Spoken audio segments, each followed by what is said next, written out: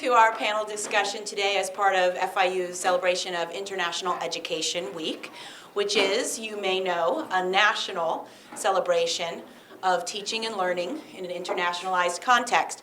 And we're getting a little bit of a late start because we had to get out extra chairs, and that is actually not very surprising considering what we know about international students in the United States. You may or may not know that the Institute of International Education publishes every year an annual report. It's called Open Doors, and it gives us a snapshot of student mobility in the United States and abroad, the number of students studying abroad and the number of students who are coming from other countries to study in the United States. And just this week on Monday, Open Doors was released, and FIU's data is contributed to that report. A little bit of context for us. In the last year, there has been a 7% increase in the number of international students studying in the United States.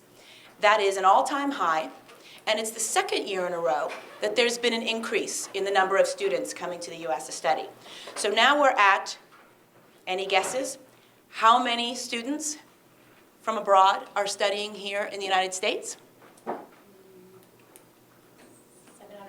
700,000. 700,000. Any other guesses? Then that will be the closest one. It's the only one we have. But it is pretty close. 819,644 undergraduates and graduates are coming to the United States, or came to the United States last year.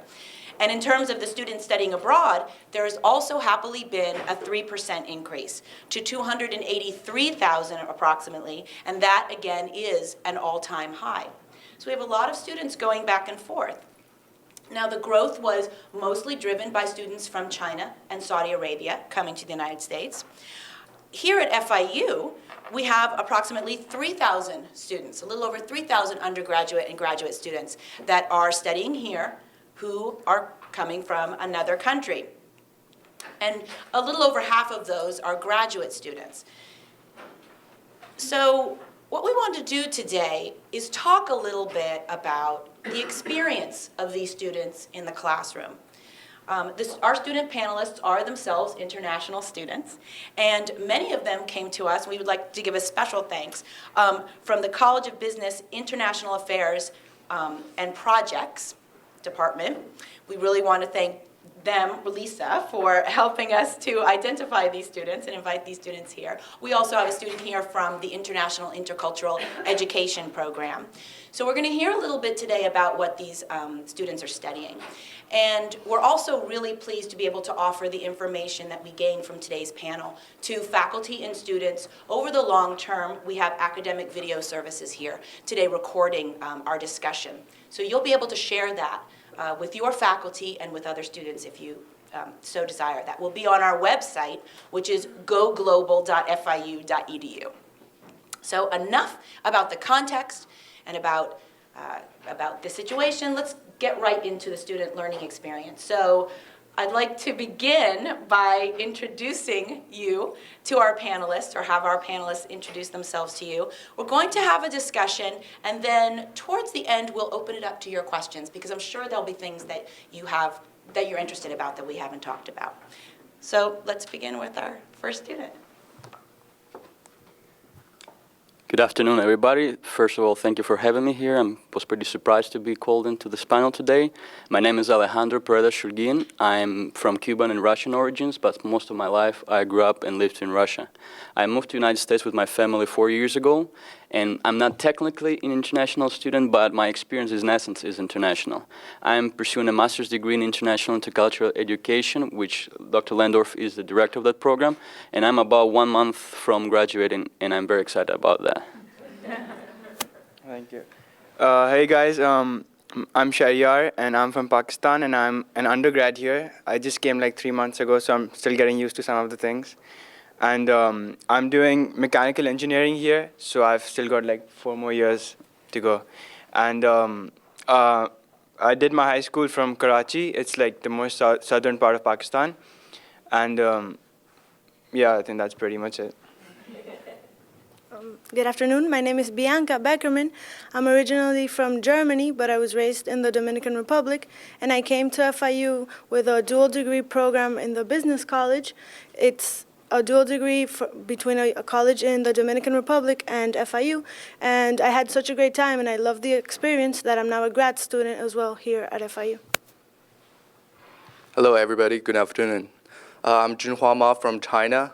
I am an MIB student here, and I have my bachelor degree in China.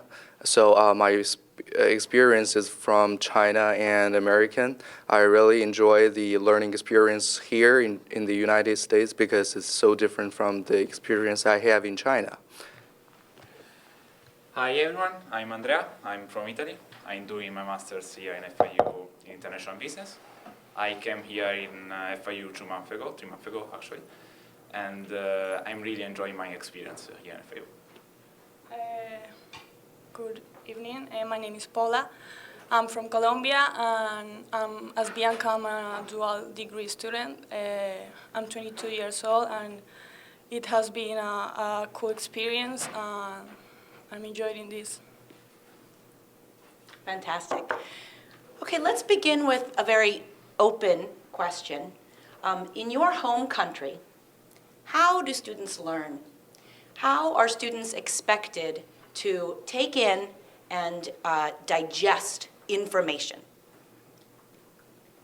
We can begin with Can I go? anyone. Yes, Oh, yeah, absolutely. yeah. Okay, so it's not really like, it's really hard to explain, but because I'm just like, for me it's gonna be easy because I was used to that system, and like it was a difficult change over here. But basically, learning was more of a classroom kind of thing, and like you weren't supposed to learn at home. So like whatever we did, like beginning like of any topic, any subject, you take science or mathematics, the instructor was gonna start like, this is high school, so the instructor was gonna start in class, and like she or he would explain the whole problem or like a situation, and then after like a complete thorough discussion about the topic, then we would just move on to like a couple of questions, and then like when we were supposed to go home, then we were supposed to like read over everything, and then over the weekends we had to do research, and like after like sometimes they were researches, sometimes there were some other kind of homework that we had to do, but it was pretty much classroom based. It wasn't as much as a home learning experience. In the Dominican Republic as well, it was more of a one-way stream of information. So the classes were held as lectures, and we had homework or research projects, but there were no case studies or an exchange of information between the professor and the students. Oh, in China, in the classroom, it's like a pushing system. The professor pushing the knowledge into you, and it's pretty much same from the high school to the college experience. And you don't have to do a lot of research since I'm in the art school, and I'm not sure if other schools need to do a lot of research, but in my school it's not. And you have to, for my experience, you have to practice at home a lot from high school, and in my college, I have to practice like privately or as a group of people. So this is the way we learn about the knowledge on class, and so we respond to the professors. So in Italy, like it is necessary like that you study a lot at home. You just go like to the class, and there is a lecture where the professor speak about like the topic that he wants to teach, and yeah, it is necessary that you study a lot at home. And unfortunately, you don't really collaborate with with the other classmates in your research. You have to do it on your own. In Colombia, it's not that different from the system here. It's like pretty much the same. You have to study in home, and also you have cases, research, and that kind of things. But it is like we apply like more practice, like going to visit like big companies to learn from the experience. I think that it's a good way to, because you have that in mind from learning from the experience than from books. That is my thing. Wow, so there's a vast difference in your descriptions about the way students learn. So I'm wondering, is there also a difference in the way students are assessed? So you're expected to learn in a certain way, but how are you tested? How do faculty assess you? In this case, I would like to step in. It's something that was the most difficult for me learning in the United States is that it's the way at least graduate students are assessed in the United States, because back there in Russia, all exams are oral. We are not expected to write anything on the paper. You're expected to know the information. You get to the professor on the table. You pick two. Yeah, there is actual physical papers with 2 questions each, and you pick 2, and you provide an answer based from your mind. You can write something down, but you're not expected to hand it over.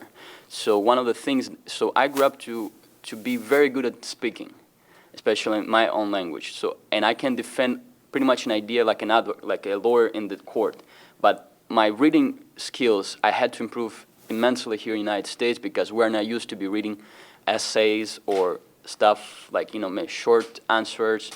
This is like my experience and my problem was adapting in the United States. Can I clarify, that was in your undergraduate And my education? undergraduate, correct. And yes, high in school high as well? school, it's a little bit different because you have a lot of range of subjects. Like in my undergraduate, I was a business major. We did have algebra, mathematics, but it was very minimal. In high school, since you have literature, you have, native language, you have English, you have mathematics, you are expected to write something. But the focus is not to be writing like an essay from your point of view, just to provide an exact answer that, that the question is. So for example, 2 plus 2 is 4. You're not expected to write down why 2 by 2 is 4. But people mostly there are formed up in college. In college you're expected to speak, not to write. That's very interesting. That's interesting because in Pakistan, I just did my high school from there. So in high school, we weren't like, let me just compare it from what I learned over here. Here, it's like you have to go to class every day. You gotta depends on the professor. So you have a participation grade. Okay, then you hand in assignments. You get a homework grade. Then we get tested on whatever subjects we're studying after every month or every 10 to 15 days. And then that's added to our final grade over the years. But back home, my high school, since I did the Cambridge International Board, so we were pretty much just you just do tests in school which were 20 marks maximum, and then at the end of the year you were just supposed to give a final exam which was supposed to determine if you were going to graduate or not. So, and that exam was 100 marks. But if you move on to college, it was a little different because my sister, I have siblings, and I have a brother who went to med school in Pakistan. So he had vivas. Vivas are pretty much what my panelist here, my friend, he just said. So it was oral questions, but it had its written part and it had its oral part. So oral parts would be 40% of the grade, and then the written part would be 60% of the grade. So it was part of both of them. But yeah, that was what I could relate to. Actually, I just want to clarify the guy. I was not being completely honest. In terms of there is a big difference between humanitarian sciences and mathematics. Russia historically has a very strong natural sciences department, and they have a very different style of teaching that I had in a business school. So this is my experience is partial from and I should clarify that.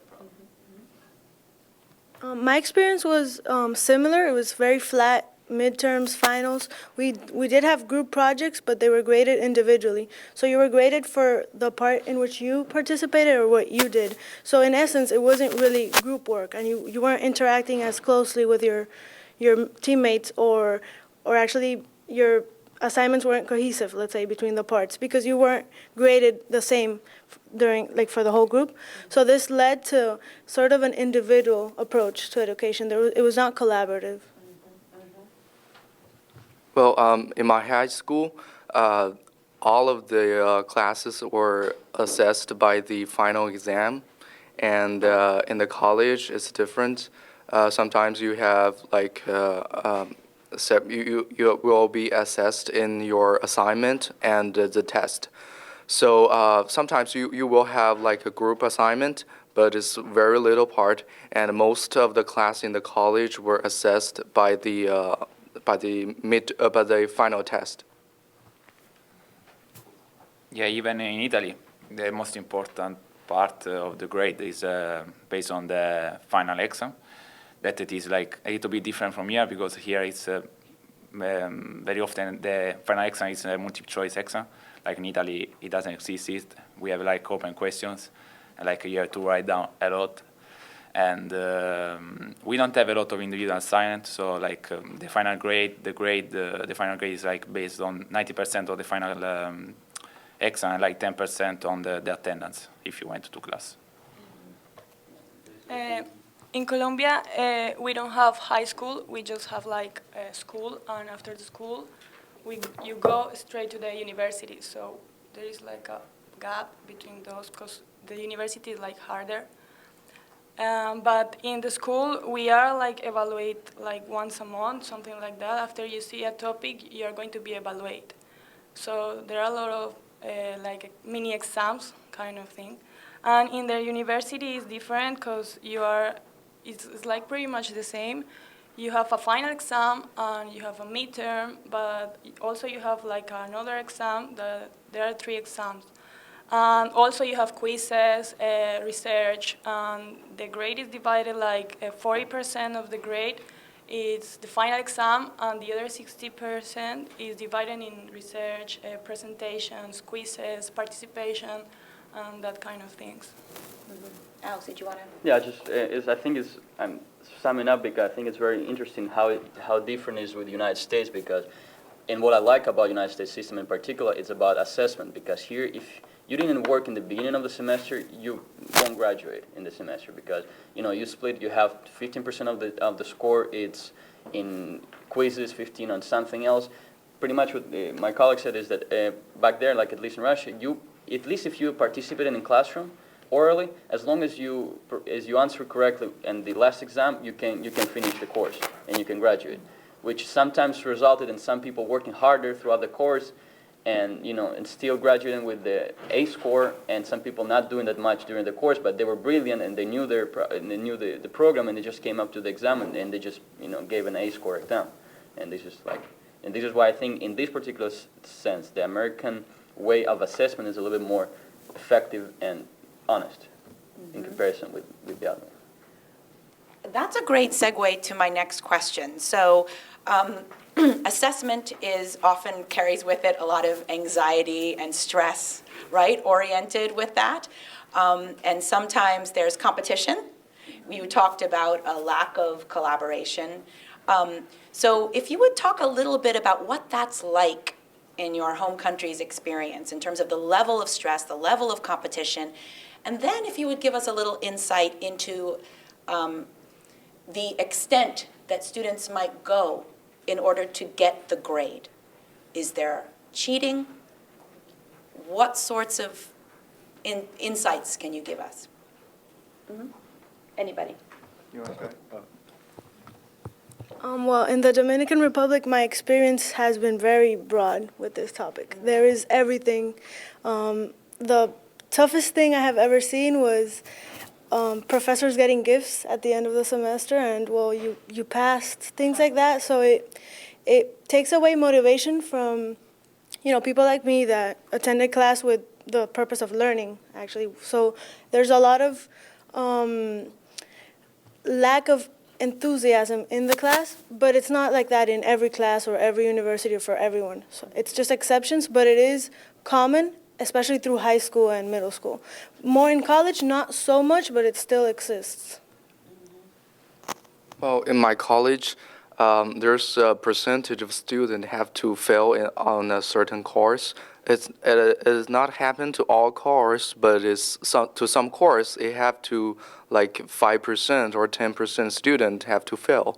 So, but the competition is not. They have to fail. Yeah, they have to fail. So there's a quota system. Yeah. So the faculty member is held responsible by someone above them to Yeah. fail a certain number of students. Yeah. For instance, you have like 0 to 100 and points the exam, and the major student may be from 50 to 60, and some student may be a little bit lower that. It fell into the last 10%, and they fail. Wow. It's a curve. There's a grading on a curve, right? Oh. Yeah, other thoughts?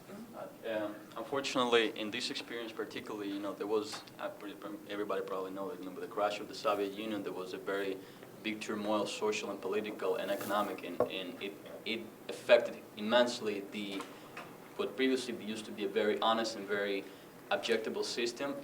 Pretty much a lot of professors were getting paid $300 a month, something that no family can survive on. So eventually, it got from like 1993 to at least 2005, there was a big stream of corruption within professors in Russia throughout the whole universities, maybe except the major top universities.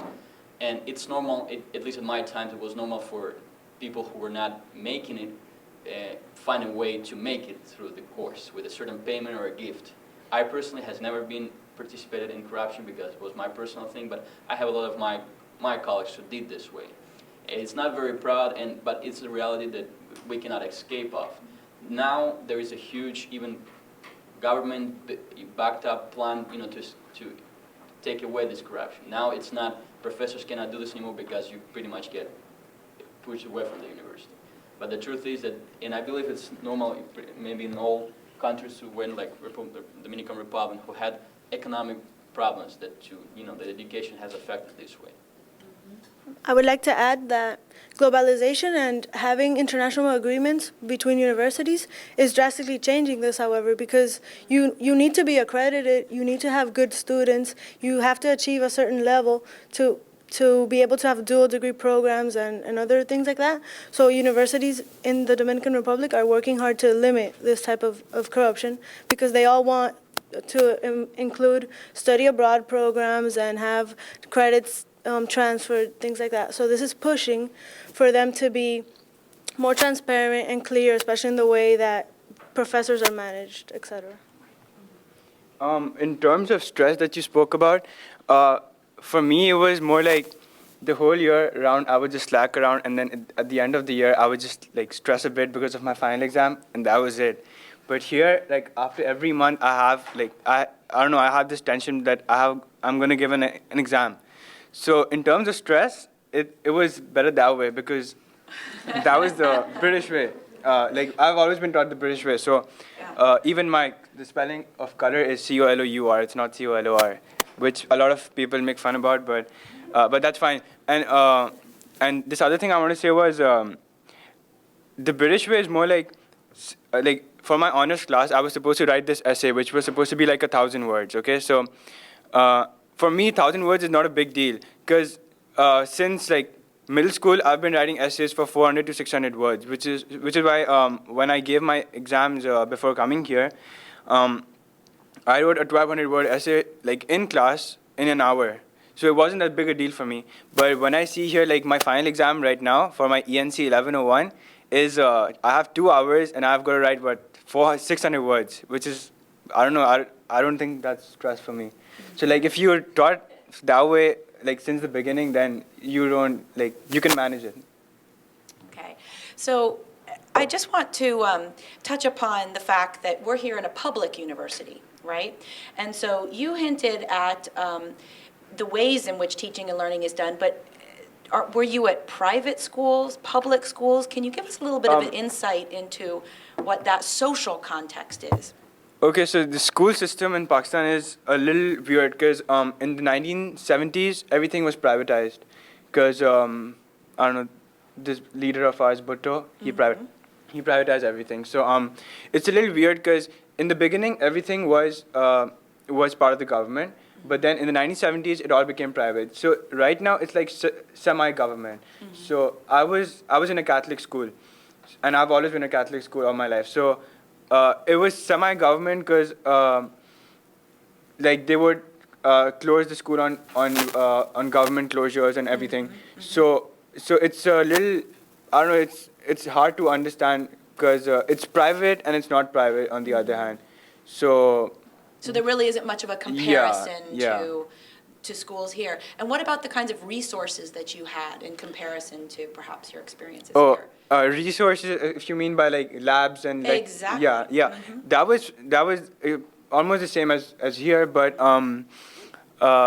like in the government schools, it's not as well as where I studied because in the government school they don't have proper desks, they don't have fans sometimes. So like the proper government schools are like in really bad shape. Some of them are like built near dumpsters. Some of them don't have proper teachers. Some of them are basically ghost schools.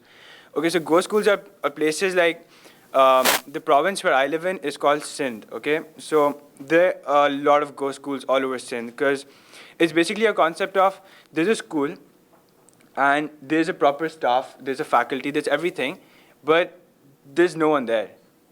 So everybody's getting paid, but no one comes to school. There are no kids, like the kids registered over there as well, but they don't come. So like everybody gets paid, but nobody does any work. Why don't the students come? Because the professors over there, they're not even professors, they're just like, teachers and everything. It's basically a way of making money. That's why they're called ghost schools, because they have a building, they have everything on paper, but in reality, there's nothing there. So that's just a way of making money. That's fascinating. Is there anything in comparison in that the other students have experienced? Yeah. Yeah, like about the lab and everything. Like here, you can go like in this university in particular, like the lab are awesome for me. And on the other hand, if you go in Italy, like it's very difficult to find a university, even if it is private or public, that offer like good lab, computers, or like a meeting room. So like I think I really like this point here in the States. I think that it's totally different, like from Italy. I'm from a private university. Like in Italy, there are private and public university, and the public university are not really good. The majorities of universities are public, but they are not really good. Like there is a lot of corruption, even like between like the professors. That's third world countries. You can't help it. It's probably just gonna take time. So like on the other hand, like the private school are better, but like for the lab and everything, like if you wanna have like a meeting with your group, you have to go like you have to do it in your home because like there are like meeting rooms or labs where you can meet with other people. You can just work in university. In Colombia, we have both system, like public and private. But for example, the private universities in these terms, like buildings and labs and these kind of things, are better because, of course, you have to pay like 10 times more than a public university. It is expensive there, but if you compare with the FIU, it's pretty cheap. Like we have to pay like about 2,500 per semester. That is nothing comparing with this university, for example, and it is a private university. If you want to study in a public university, you have to show your grades, and it have to be like you have to be like a great student to be accepted in a public university. But the structure, like the buildings and the labs and that kind of things, are not that good as the private university. Additionally, in the public university, there are a lot of corruption as other countries. Like 2 times per semester, there are like problems like violence from the students, like asking for their rights. This is like pretty dangerous for whole the city. Like for example, in Bogota, it's terrible. They try to block the public transport, the streets, and there are like fire everywhere. The traffic becomes like ugly, and it's a chaos. So you're saying that students demonstrate frequently for their rights as students? And Yes. they'll disrupt services in the community in order to? There are particularly a university in Bogota that it's the Universidad Nacional, that is like the most popular university in Colombia, like public. And this university sometimes, like for example, the students or the people that is not studying there, of course, can go in, but sometimes I have some friends that have been in that university, and the students are like rude with them because they are from a private university, and So there's competition. Bianca? I think it's relative because the university I come from has less students than FIU has international students. So the resources aren't as vast. But I do remember we now inaugurated a Bloomberg terminal. How many Bloomberg terminal do we have here? I mean, you can't compare it. So for us, it was big. We had the resources we needed. Now, did we use them for class? Not really, because it's more of a lecture thing. So the resources were there, it's just there's no connection between the class and the resource. In terms of the teachers' teaching strategies, they're not necessarily requiring you to make use of those resources, but they were there. Yeah. So you've given us some fascinating insights into what teaching and learning is like in your home country. Now, if we could change the conversation a little bit to your experience here at FIU or in any other universities or schools that you've been in the United States, what kinds of adjustments have you found yourselves making? What sorts of things were difficult, were challenging, and maybe what kinds of resources that were here or available to you that helped you make those? Talk a little bit about that. You want to go? No, go ahead. Okay. So I'm going to begin with researches because in my high school, we didn't really have to do any research, but whatever we did, it was just like copy paste from Google or whatever. So it wasn't as big a deal. Like there was no plagiarism or anything. Like they would say don't do it, but no one was gonna check it. So we used to do that. But So there's no turn it in. no, there's no turn it in. Okay. So yeah, so what we did. So here was the first time that I actually cited my work, like actually first time. So that was one of the major adjustments. And there's just one more thing that I don't understand is why we call it football when we barely kick it. That's the only thing I've never been I still haven't been adjusted to, because like it's football is soccer, not soccer isn't football. It's just. Okay, you got that in. I want to add something because I think a lot about the research here, because I learned how to research here because we rarely do any research in China. Even in my college, I have a little, no more than 10 papers works in my undergraduate level, but I have like far more that in here, and I learned how to get information from different resources and learn and get them together to my paper. So that is very interesting of my experience in here. And may I ask, you mentioned that you've learned it here, but how did you learn it? Did the faculty make allowances? Did you take advantage of other Faculty resources? helped me a lot, and I learned from my professors and my classmates a lot. They helped me how to find resources and how to analyze it and make it as a paper. Yeah. Yeah, as I said before, like in Italy, we have just like the final exam. So like the grade is based on the final exam. And on the other hand, here, like in the States, it's very important, even the participation in class. So I was not used to participate in class. Like in Italy, you just go to class, you sign, and that's it. Like if you wanna get the grade for the participation. Here, on the other hand, if you wanna get the grade for the participation, you actually to participate in the class. So yes. I learned to participate in the class and like to have a discussion during the class. Like. Well, one of the things, if you don't mind me interrupting, one of the things that universities say is we want to have international students in our institutions in order to provide international perspectives, just like we're doing today. How are things done differently across the world? Maybe things that we do in common that we all do, but how do they manifest differently? So my question to you is, do you find that faculty here at FIU or other institutions are engaging you as international students? And if so, how? Or even other students, are they engaging you? Yeah, absolutely. Like the faculty here in FIU, they helped me a lot. In particular, the professor, they were very available to help me. Like in particular, for one class, it was a little bit difficult for me because like the participation, it was really necessary.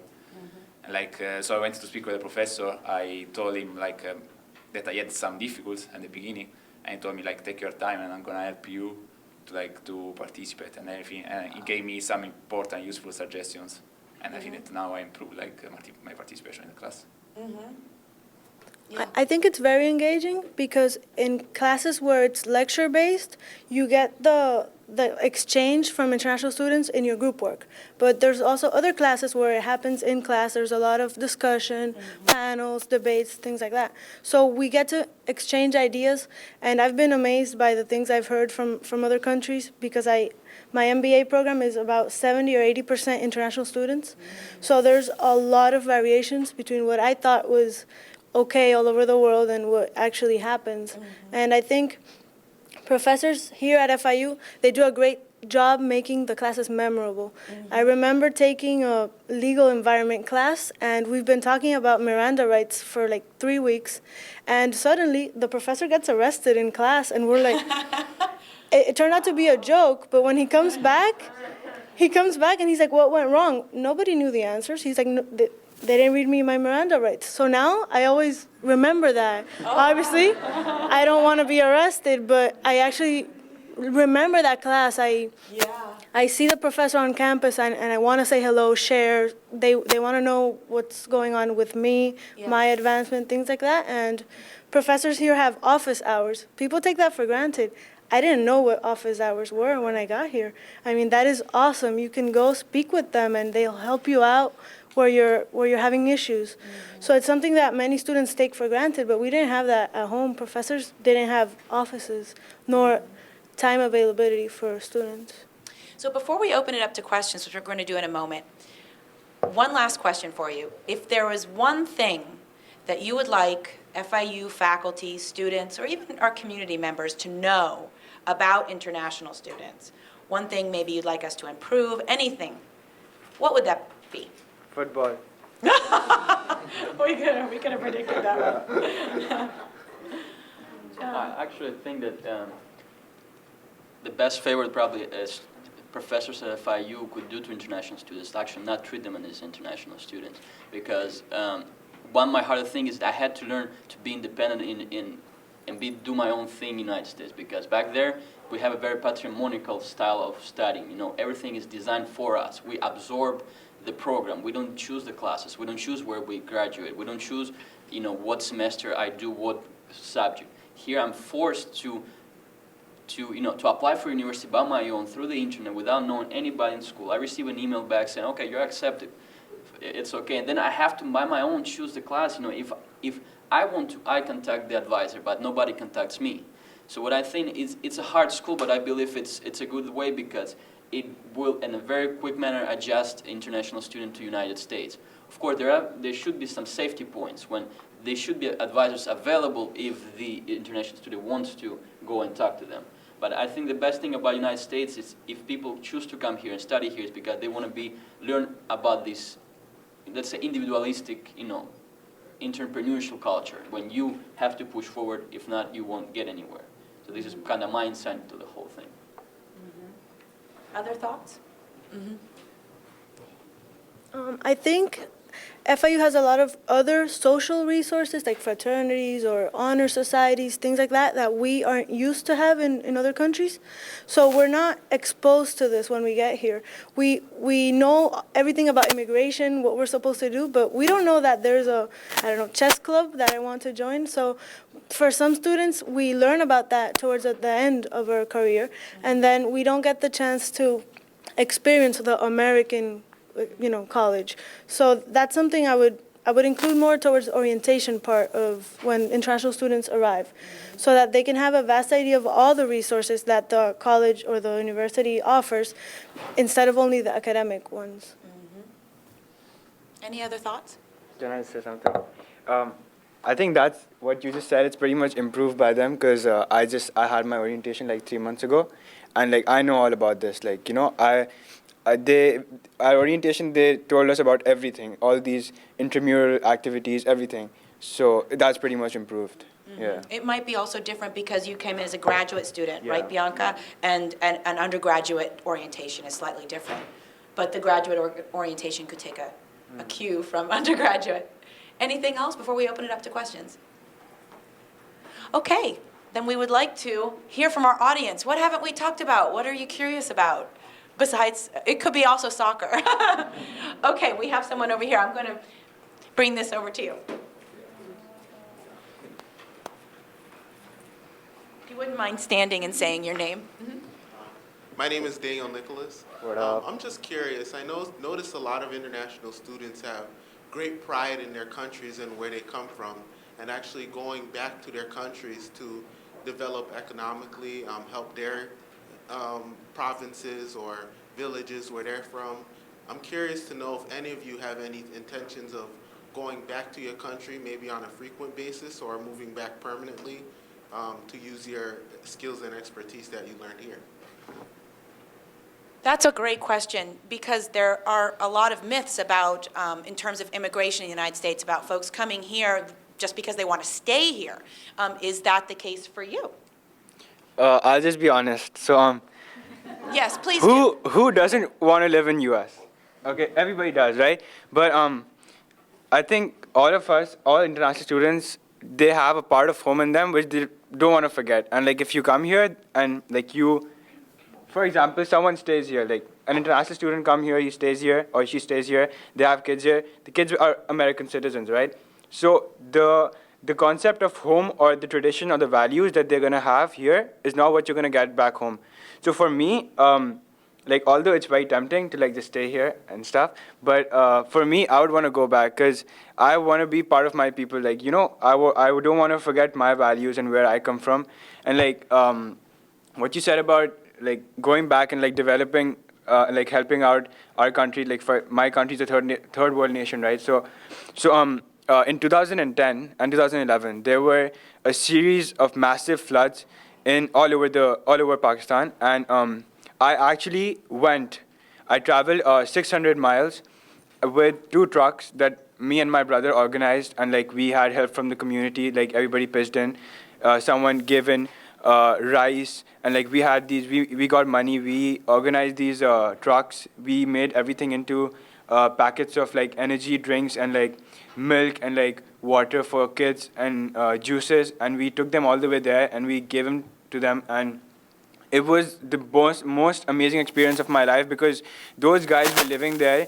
They had not had food for 3 days, and they were villagers, and they were living on embankments with water on both sides, and they just had one strip of land on which they had their beds, which were made out of wood. So that was one of the most amazing things that I've ever done in my life, and I plan on doing it again. So I would definitely want to go back. In my case, I don't know if necessarily going back to my home country, but definitely going around the world, maybe getting other experiences, seeing how things work in Europe or Asia or the Middle East, etc. But perhaps towards the future, maybe I'll go back to the Dominican Republic. Andrea. Yeah, for me the point is like, who doesn't like Miami? So like, I'm trying to stay here like after my graduation, and yeah, because I like the city, I like the people here, and yeah, and basically I would like to stay here after my graduation for like 2-3 years, and then maybe after I would I want to go like all over the world. So I will try to find a job somewhere else. Yes. I want to find an internship here and stay here around 4 years or kind of. But definitely I want to go back to my country because I got my family there, so I don't want to leave them. And additionally, I'm planning to go like in 4 years or 5 years, or maybe later, to Europe and do something like this, like have experience, know people, know different cultures. That's what I like. Oh, for me, I would like to stay here for like 2 or 3 years to learn about the business practice here and have some basic knowledge of doing business in the United States and find something I can bring back to China to develop the business there. And because I like the culture is so different from United States to China, and I have my family there, so I definitely I'm gonna come back, but in the future, like in 3 to 5 years. Terrific question. Other questions? Yes. Just state your name first. My name is Janelle. I just wanted to know, now that you've adapted to the United States system and living here and the way that things work, do you feel it's going to be difficult if you do decide to go back, getting readjusted to the way that you grew up and the system back home? Or do you think it'll be more natural? Another great question. I've lived there for 19 years of my life, and no matter how long I live here, that is not gonna change anything because I grew up there. I went to school there. I have my friends that I've made for a lifetime there. I have my family there, so I don't think that matters much. Although, like, yeah, like, you know, the American dream, you wake up in the morning, then you go for work, 9 to 5, then you come back, you go to the gym and everything. Like, yeah, like, you have your whole life straight here. Like, you know, you don't get time out of your routine. But there, you get time. Like, you have a lot of time. So I don't think it's going to be that much of a problem to, like, adjust back. I don't think so either, but academically speaking, I would never go to college over there. I wouldn't want to go back to that style of independent learning and no engaging, things like that. But culturally, I don't think that would be a problem, but definitely academically, no, for me, no. Well, for me, it's probably going to be a problem because some of my friends told me that they used to they spend 1 or 2 years to reabsorb to China, and it's take a lot of time and efforts to doing that. So if I come back, I probably take 1 or 2 years also like to doing that. Yeah, for me, I think that it's gonna be a problem, particularly because like here, like this city is very multicultural, and like when you go out, you find like people from all over the world. Even like in my program, there are like students from all over the world. It's awesome to speak with like people all over the world, interact with them.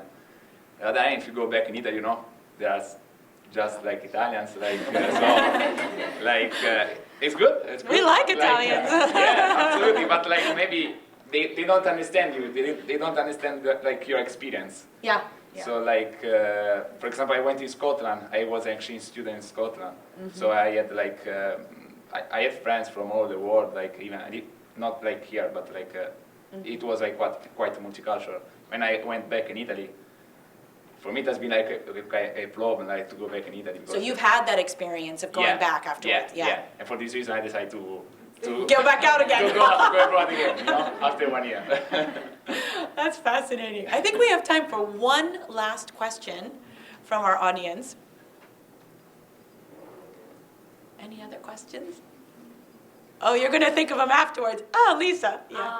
What would you guys say is the best experience that you've had so far being in the U.S. as an international student studying outside of your home country? Okay, so the question was the best experience you've had so far. We're going to leave on a high note.